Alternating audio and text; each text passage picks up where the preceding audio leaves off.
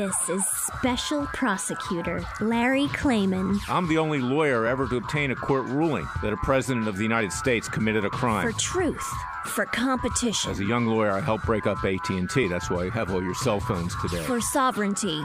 For the Republic. I'm the guy who, at Judicial Watch, which I founded, uncovered the Chinagate scandal. Millions of dollars going to the Clinton campaign, corrupting our political system. For the privacy of citizens. And I'm the only guy to have enjoined the National Security Agency from mass surveillance on hundreds of millions of Americans. Tearing it up. I'm the son of meat packers in Philadelphia, Pennsylvania. I know how to slice and dice. Bringing it back. We're going to take this country apart and put it back together again in the way envisioned by our founding fathers. It's not just talk. We're not just regurgitating news stories. Larry Klayman, special prosecutor, is making the news. And now, here's Larry. Welcome to this week's special edition of Special Prosecutor with Larry Klayman. We have a very groundbreaking show. Later in this show, we're going to have Miss Laurie Luhn on. She was the woman who was most sexually abused, damaged, and nearly destroyed by Roger Ailes at Fox News. She's going to tell her story, part of her story, because it's very important. People need to understand the culture of Fox News. People know that listen to this show are supporters, how critical I have been of Fox News. We need more competition in the conservative cable news and media market. And I hope that there will be other companies that step up to compete against Fox News, because you're going to find out just how evil this enterprise is. Despite the appearances on TV, I realize it's the only basically major show in town, but we need some other entities to come in, maybe Sinclair, Newsmax, One American Network. We need more representation in the conservative community, and you need to understand what's been going on, not just in the past with Roger Ailes. And there's been a number of movies and miniseries that are in production. Some have already been shown. But you also need to understand that the leadership of Fox News was part of what went on with Laurie Luhn that caused her to the point of trying to commit suicide twice, the abuse of women. And of course, we saw this week statements that were made by Tucker Carlson years ago with a shock jock related to Howard Stern. The fact that Fox News has not taken any action with regard to that will tell you that the continuing abuse and disrespect for women continues at Fox News. And on top of that, we had a very leftist publication try to say that I was actually endorsing a negative view of the Me Too movement. Yes, Hollywood exploits these women, but there are valid elements of the Me Too movement. And Larry Klayman has stood for that. I've represented sexual harassment victims over my entire legal career, and I believe strongly in women's rights. So I actually had to sue the Daily Beast and its reporter that fabricated a story. You can read about that at LarryKlayman.com. But let's talk about what's been going on this week first with regard to the Democrats in Congress, with regard to Robert Mueller, and a host of other issues which are leading up to the impeachment and further persecution of the President of the United States, Donald Trump. We heard this disingenuous, insincere remark by Nancy Pelosi this week, Speaker of the House, that she doesn't think impeachment is appropriate, that Donald Trump isn't worth it, basically saying that he's less than a human being, which was exactly what the Muslim Congressman Ilhan Omar from Minnesota said this week, that he's not human, that Barack Obama was human, but our president is not. Well, don't believe Nancy Pelosi. She's evil to the core. But no one ever said she's not smart. She wouldn't be Speaker of the House if she wasn't intelligent. What she's doing is setting the president up for impeachment. She's saying, okay, right now, I don't think there's enough, but we have the Mueller report coming out soon. In fact, every member of the House of Representatives, 450 plus members, it's more than that, it's about 464, voted for release of that report, including the Republicans. And that tells you where the Republican establishment comes at it as well. They want to get rid of Trump. Make no mistake about it. Republicans play the game because he's president, but they'd like to run their establishment candidate against Trump in 2020 in the primaries. And they like him to go in there. They want to get rid of Trump. So the Republicans are the same thing. It's flip sides of the same coin. The Democrats are purely evil, but the Republicans are conniving. And they don't like the fact that Trump, who's not really a Republican, he ran as a Republican, doesn't allow them to continue their money chain, bribery, and everything else that goes on in the nation's capital. They don't like that. So that's where we are. Count on the president being impeached once the Mueller report comes out and is made public, and that'll be fairly soon. And these reports about Mueller scaling back, Andrew Weissmann leaving, he was the number 2 prosecutor there, the hated Andrew Weissmann, the same person who went to Hillary's hoped-for victory party in 2016. This is a smokescreen as well. This continues on. You see, Mueller is going to wound President Trump. But the person who comes along with the hammer, actually there's more than one, is Gerald Nadler, chairman of the House Judiciary Committee, and Adam Schiff, chairman of the House Intel Committee, that are ramping up investigations, getting into everything that Mueller went into and more. And my client, Jerry Corsi, is subject to those, and we're fighting that. And please support Jerry Corsi. He needs the help. But this is something that's not going away. And then, of course, we have the U.S. Attorney in the Southern District of New York that's pursuing matters with regard to the president. We have the New York District Attorney that is also doing the same thing. And look what happened this week. After Paul Manafort was sentenced by Amy Berman Jackson, and he got a relatively light sentence, combined 7.5 years with his sentencing in the Eastern District of Virginia and then in the U.S. District Court for the District of Columbia, within milliseconds, the New York District Attorney in Manhattan indicted Manafort for more crimes. This is vicious. We are fighting a war for survival. And I'm not saying Manafort's a good guy. Manafort committed crimes. Manafort admitted to crimes. Manafort was the partner of Roger Stone, you see, Black, Manafort, Stone, and Kelly. They're tied in together. And consequently, the actions against all of them are calculated to get to the president of the United States. And I've said before, the president needs to associate himself with better people. I mean, you are who you associate yourself with. But don't think that this thing's going away. It's not going away. In fact, it's ramping up. So look for the trigger to be the Mueller report and the ongoing investigations in the House of Representatives by these vile Democrats to bring the president down. And we're going to play our role. Of course, we have our hard-hitting lawsuits. Go to freedomwatchusa.org. See how we are fighting what's going on with regard not just to Robert Mueller, but with regard to the committee chairman, Nadler and Schiff, in the House of Representatives. It's going to take more than filing a phony ethics complaint, which my former group did this week. I mean, that's for appearances. That's great for fundraising. But you need hard-hitting cases. You know, one of the things about Tom Fitton that I take issue with is they get documents and then he pleads for the government to do what Judicial Watch would have done if I was still running it. Well, you know what? I'm running Freedom Watch now. I started that after my Senate campaign a number of years ago.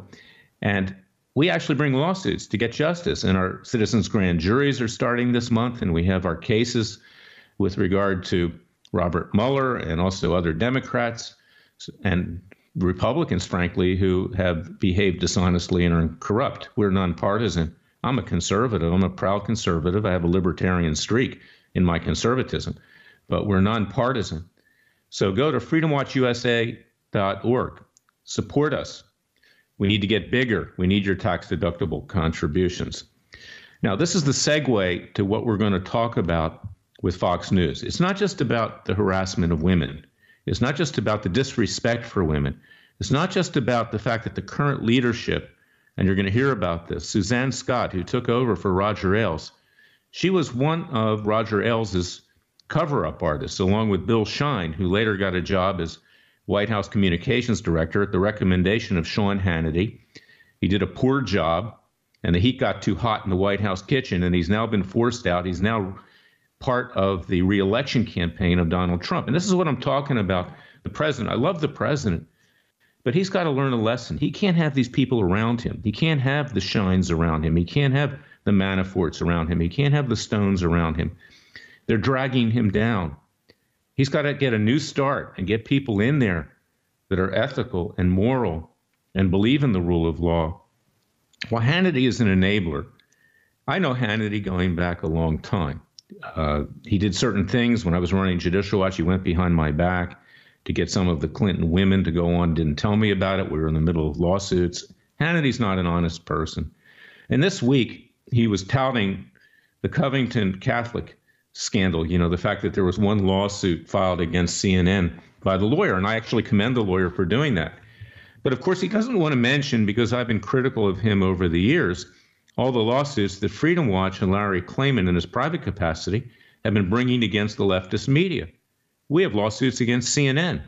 We have lawsuits against Jeff Zucker, the head of CNN, of Chris Cuomo, of the Washington Post, of the New York Times, of the Huffington Post, Rolling Stone, Daily Beast, and the social media companies. We just had a Trump judge dismiss that case, but it's going up on appeal. By the way, don't be fooled. The judges that the president has put on the bench are frankly not great. He's taking recommendations from establishment Republicans, and he's getting chameleons on the bench. They're a little better than the Obama and Clinton judges. I mean, they're establishment people, so they position themselves for further appointments and everything else. And if you offend the Democrats, you'll never go up the line and be confirmed if you offend them in a long way. And these are powerful social media companies that basically control the news. And the judges don't want to go up against them because they'll write bad things about them, or they'll allow bad things to be posted on Facebook, Twitter, Google, YouTube, etc.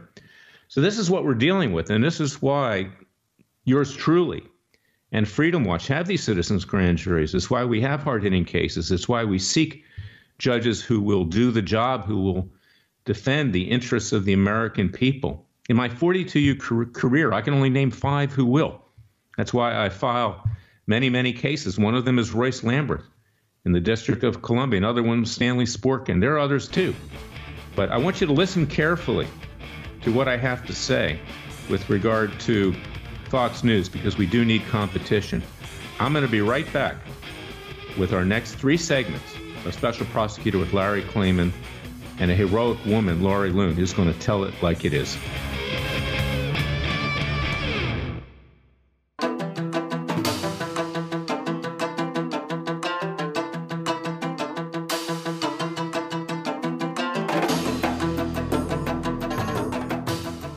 Fearless. Disclaimer, he's crazy, he's racist, he's out to kill the Democrats. Dangerous. You don't care, he uses the court and the law. Lethal. This is bad. Special prosecutor Very bad. Larry Klayman. If you'd like to support Freedom Watch and this radio show, go to freedomwatchusa.org. I'm back with my client, a person of tremendous courage, someone who for the first time is really coming out and telling the story of Roger Ailes and his enablers. His enablers, one of them is now the CEO of Fox News, incredibly, a woman by the name of Suzanne Scott, and another one was Bill Shine. And there are others, too, at Fox News. And I want Laurie to talk about the culture of Fox News, because we heard a little bit this week about statements by Tucker Carlson. And, of course, Fox News wasn't critical of that, which tells you that that same culture against women, this same persecution of women, this same lack of respect for women and other issues continues at Fox News. So, Laurie, I want to introduce you to our listeners. And I want you just to give us a quick background. I'm kind of going to be the lawyer here. I'm going to ask you questions. But, just feel free to let it rip and tell the story. But, Laurie, how did you get to know Roger Ailes? And how is it that you came up the line at Fox News with a number of very important positions? And how is it that basically you know the full story about what's been going on over there, particularly with regard to women? Hi, Larry. How are you today? I thank you for having me on. I met Roger in 1988 when I was a staffer on George H.W. Bush's campaign, and I was so excited because we got to see the political ads come out before they debuted on the air, and I was so impressed. And I thought, gosh, wouldn't it be wonderful to learn how to make the ads? And I ran into Roger one day on the elevator and just introduced myself, and that's really was my first encounter with him when he was still at the Bush campaign. And a couple of years after Bush was elected, I found myself unemployed, and I had dinner with Roger, and I was all excited because I thought I was going to get a job with Ailes Communications, and instead he said we had to meet in his hotel room, and he immediately photographed and videotaped me and blackmailed me and told me he owned me and that he was putting those in a safe deposit box, the photographs and videos, and that he would own me. And that was 30 years ago, and I'm still paying the price of that first encounter with him. But I also think that it's fair to say that I looked up to him and I had admired him, and it was both things can be true. You can admire a person and you can be a victim of sexual abuse, and that's really what Stockholm Syndrome is. And I don't know that I've ever been able to move on to this day from the effect that he had, because I did look up to him and he was my mentor. And even through the 15 years at Fox, I had to play a lot of different roles.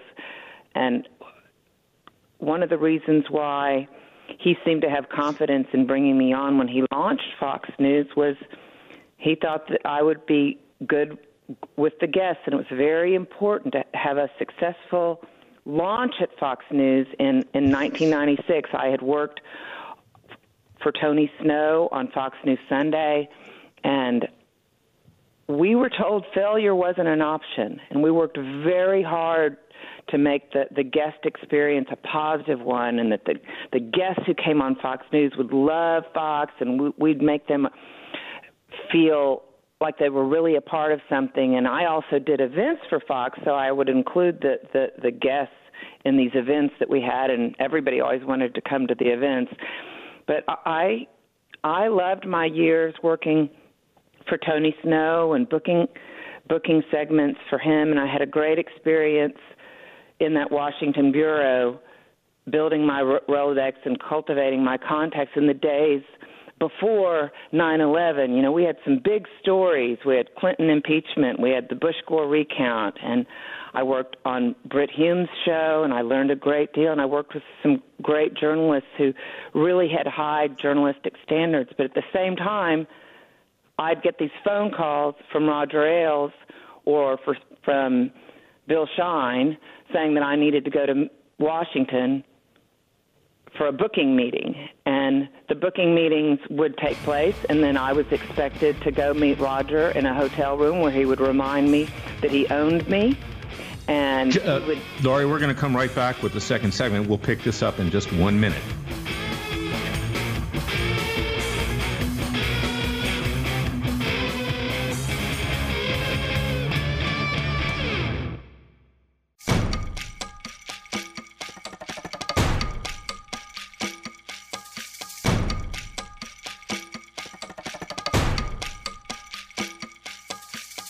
And now, 4 words that make corrupt politicians make wee-wee in their little pants. Transparency and the rule of law will be the touchstones of this presidency. But we have to pass the bill so that you can find out what is in it. Special Prosecutor Larry Klayman. Be the one who makes our country great again. Go to freedomwatchusa.org and donate. I'm back with Laurie Luhn. So tell us, Laurie, how this relationship got worse and worse, and how it is that the people who are running Fox News today knew all about it and covered it up. Well, that was their job. If you were in Roger's inner circle, your job was to protect him no matter what. If you worked in media relations, or you worked in the executive offices, or in programming, or anybody who's in his inner circle. And in those early years in Washington, when I was in Washington, when he installed me down there, he said, "You're going to be my eyes and ears in Washington." So I immediately got kind of tagged with this label that I was Roger's spy, and then people didn't fear me. I mean, people did fear me, and they never knew really what to think of me. And then there would be these whispers regarding Roger and me, which was very humiliating for me to have that stigma live with that. And I've paid a huge price years later, even now, for what was a blackmail that happened what's now almost 30 years ago. And he had a very powerful, Roger's very powerful, and he reminds the people around him that he's very powerful, and he kind of sort of runs it in a mafioso style. Everything's on a need-to-know basis. It's a culture where there's fear, where you're rewarded for loyalty, but sometimes he doesn't return that loyalty. The loyalty is expected, but if you should fall out of favor and he cuts you loose, he doesn't show any loyalty. He can go after people he deems as enemies, or if he deems you no longer useful, which happened to me. And once I was no longer useful and considered a liability, which did happen, and by about September of 2006, there was a gossip item in the New York Daily News, and ever since that day, my world really changed, and they circled the wagons around Roger, and they put out false stories about me to deflect from what was clearly him abusing me sexually, and this mind control thing that he bragged about, and how I was expected to wear this uniform for my training, and he called it training, and he had conducted training at CIA, and he liked to remind me periodically. He'd call me at my desk and say, sounds to me like you're slipping and you need to come back up to New York for more training, where he would abuse me and remind me that he owned me. And being told that you're owned is a very scary thing when you don't have any job options. I mean, I had tried to leave Fox and get a job elsewhere, but I was so associated with Roger and Fox News that was an impossible situation, and it was an environment that was very hostile once things turned. I mean, I had to bottle up everything inside, and I ended up going to see a psychiatrist in Washington, but Roger ordered me to never tell anyone, and he said, especially the psychiatrist. And so here, I mean, I bottled this up for 20 years. I didn't tell anybody. I didn't talk about this, and that included Suzanne Scott and Bill Shine and the people in his inner circle, but it was always the elephant in the room.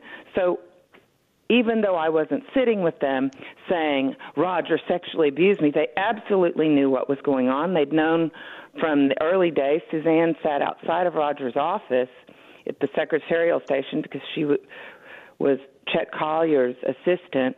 So they would see me fly in from Washington, and Roger would disappear for an hour in the afternoon, and I'd have to get up from my desk or whatever show I was working on. And at one time I was working on John Gibson's show, 5 o'clock show, and I would just have to leave.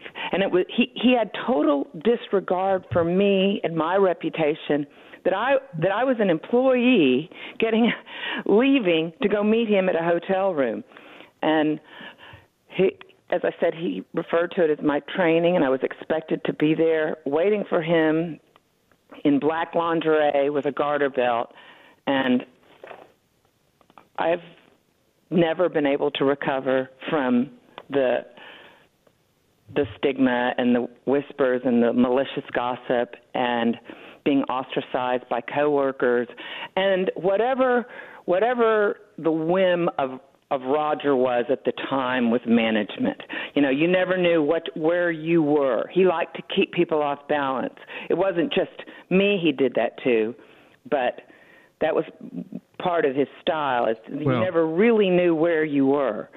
Laurie, I had my own experience with him. You know, I represented Dolly Kyle Browning, one of the Clinton women who had come forward during the impeachment, and she was defamed by Bill O'Reilly. He was sitting on Miami Beach at the time in a director's chair. I don't know if you remember that. And he accused her of abusing her children based upon something he was told by her former husband, who was a drug addict. And I had to try to get Roger to correct that, which he never did.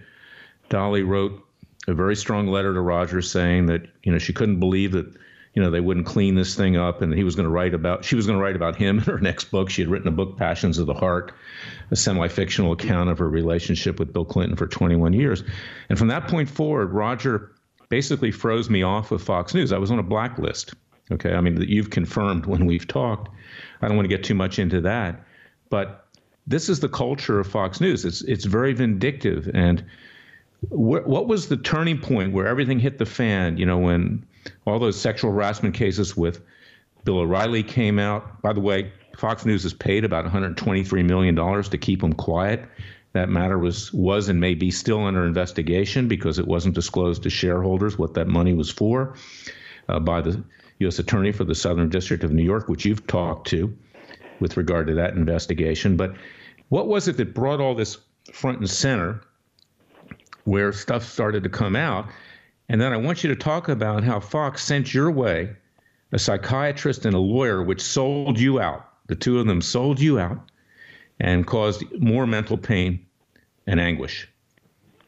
Well, prior to Rupert Murdoch owning the Wall Street Journal, there was an investigative journalist that I got a telephone call from a person that worked for me saying they're getting ready to come out with a big story about Laurie Luhn and blacklisting. And this was in late January of 2007, and you asked when things turned. Things turned big time for me when there was news that this story was going to come out by Brody Mullins. And the thing about blacklisting is, one thing at Fox, you're told to never put anything in writing. So they never used words like blacklist. You would just get a telephone call from Bill Shine, and he'd say, I think you need to lay off Bernie Carrick for a while, or you need to lay off Tom DeLay for a while. There was no official written memo on blacklisting, so they were always really covered on things like that. The rule number one, don't put it in writing. But with the threat of this article coming out, I was within days told by Irina Briganti that because of the rumors of me and Roger, that I would need to be removed from my job in booking. I was in the news division. It was a run-up to an election year, and we were in the middle of a primary, and Hillary Clinton, and one of the things that Roger had said was that Hillary told someone that the only thing that stood between her and the White House was Roger Ailes. And he used to tell me that Hillary Clinton was trying to kill me, and that George Soros was trying to kill me. Really, it was Roger Ailes who was sending people into my apartment to ransack my apartment to see if I had any recordings or photographs, which I did not. And he knew that I didn't. He definitely knew that I didn't because I'm sure that it was him or people who worked for him that were in my apartment. And he used to like to remind me of this Andrea Macris case in 2004 that had almost brought down Fox News, that when she sued Bill O'Reilly and the way that they smeared her. He wanted me to have a good idea of what things would end up for me if I got any funny ideas like suing, which I never did, and I stayed loyal. And Suzanne Scott knows more than most the pain and the humiliation that I suffered from Roger's abuse and the stalking and the threats.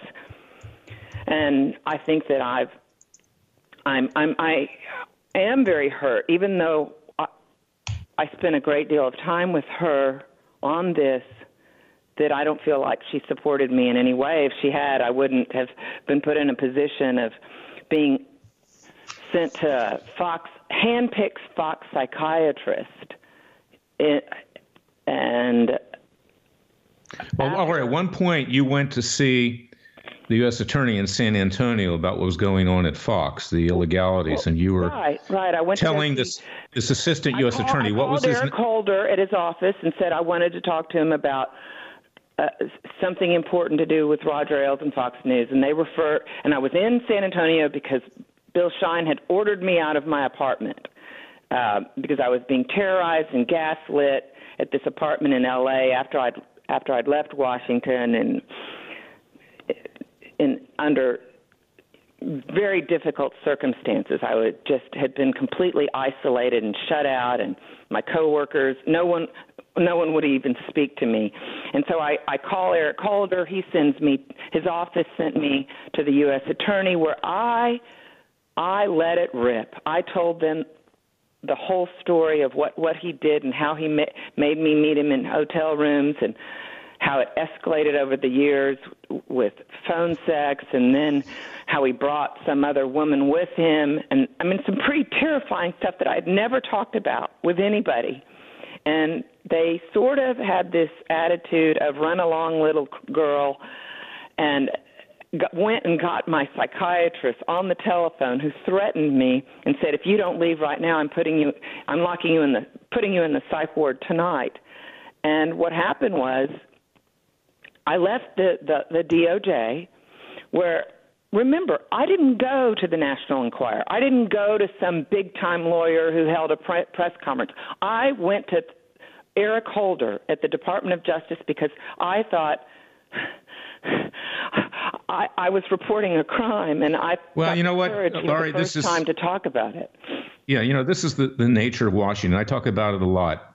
The Democrats and the Republicans, when push comes to shove, they protect each other, because there by the grace of God go thee. So they cover for each other. It's basically, positioning to raise money in fundraising, to, get on Fox News or CNN or MSNBC. But in the end, nothing ever happens. And people like you, who come forward in good faith to try to resolve things, you get crushed, because there's an unwritten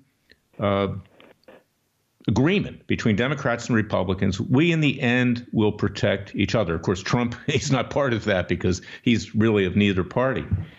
But it's my understanding, too, from what you've told me, that they also sent a lawyer in your direction indirectly, which sold you out in your eventual settlement with Fox News. We're not going to get into that at this time on this show, but that's something that's going to come up legally with Fox and with others.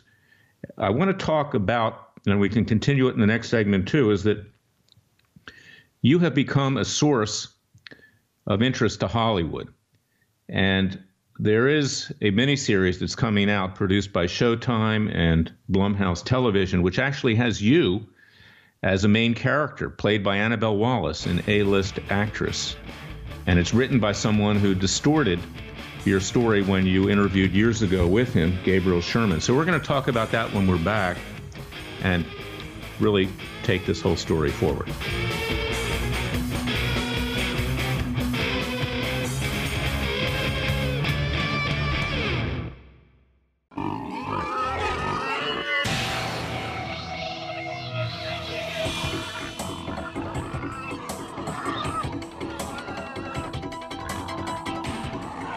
Before he was a trial lawyer, he sliced him and diced him. People used to ask me, Larry, what caused you to start Judicial Watch and now Freedom Watch, given the powerful forces in this country that put you at risk? In a meat packing plant. I'm the son of meat packers in Philadelphia, Pennsylvania. I know how to slice and dice. A very special prosecutor, Larry Klayman. If you'd like to support Freedom Watch and this radio show, go to freedomwatchusa.org. We're back with Miss Laurie Luhn, a very brave woman who's coming forward really for the first time publicly to tell her story in a major way. Okay, just parts of it come out before, and you're going to hear more about it in the future. And I doubt that it's going to be portrayed accurately in this miniseries that's being produced called Loudest Voice in the Room, where this individual by the name of Gabe Sherman for The New Yorker previously had interviewed Miss Luhn, coerced her into an interview, telling her she would be protected if she was interviewed. That's my understanding from what Miss Luhn has told me, from what Laurie has told me. But we have been making our voice known as perhaps the loudest voice in the honest room, I might add, that if Showtime and Blumhouse are going to produce this show, they should certainly have Laurie as a consultant, and basically they're misappropriating her likeness and being in Life Story to make profit. And that's what I said this week when I was on Newsmax talking about Tucker Carlson. I said he was a chameleon. I've had experience with him. Not much different than Hannity. He's a chameleon too, and some others. But love the one you're with. Okay, so he makes all these very outrageous and disgusting remarks about women, and nothing happens over at Fox News. Well, the same thing is true with Laurie. They don't tell the full story. And so we're pressing to have the real story told here. And before I get into that, though, Laurie, and we'll finish with that, I want you to explain why the current CEO of Fox News, Suzanne Scott, why, she essentially knew everything, and how this culture at Fox, is continuing. And then I want to talk a little bit about what we're doing with Blumhouse and Showtime. I'll deal with that because they have to adequately care for you. I mean, they're abusing you too, misusing you to make money for themselves, but not actually telling the full and truthful story. So tell us about Suzanne Scott and why this is such a problem that she's still at Fox News and running it. I just get so sad when I think of Suzanne because I thought we had such a good relationship, and I did confide in Suzanne, and really she played the role that Roger wanted her to play. He sent her on weekly lunches with me when I was in New York, I guess just to pressure me to put my apartment on the market and see where my head was. But, I mean, I was terrified. I cannot say that enough. And I was already emotionally shattered, and I was being stalked, and I confided in Suzanne about all this. But the elephant in the room was that I never came out and said, Roger Ailes is abusing me, but she always knew. And she is there now, and she was a very decent person to me, which is all the more reason why it makes me very sad that they have – I wouldn't have thought that the Suzanne that I knew would want me, on the street, broke with PTSD. I mean, I have terrible symptoms from PTSD, from suffering from all of this. I didn't get anything like an adequate settlement, and I was under duress at the time. She wasn't part of that. Diane Brandy was. Diane Brandy, who was legal counsel, colluded with this psychiatrist that Bill Shine sent me to, and the three of them worked this out together. Bill Shine, the legal counsel, and the psychiatrist, and then they referred me to a lawyer who was also kind of part of cozy with Fox and sort of in that tent, and I was never well represented. I never filed suit. I never did the things that I should have done or that would have protected me. I did it quietly. I wasn't emotionally equipped. I was on medication. I was in mental collapse. I was very alone, and I've been very alone all these years.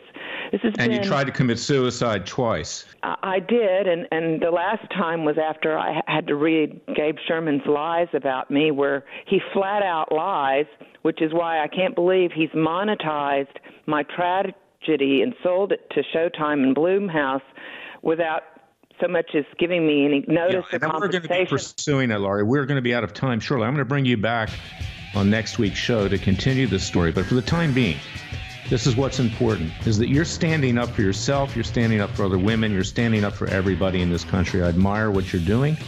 I represent you, and we will get justice. And go to freedomwatchusa.org to see what we're doing. You can read about Laurie's case at larryclayman.com. Laurie, God bless you. And we'll pick this up at a later point because what you have to say is super important. God bless America. We'll be back next week.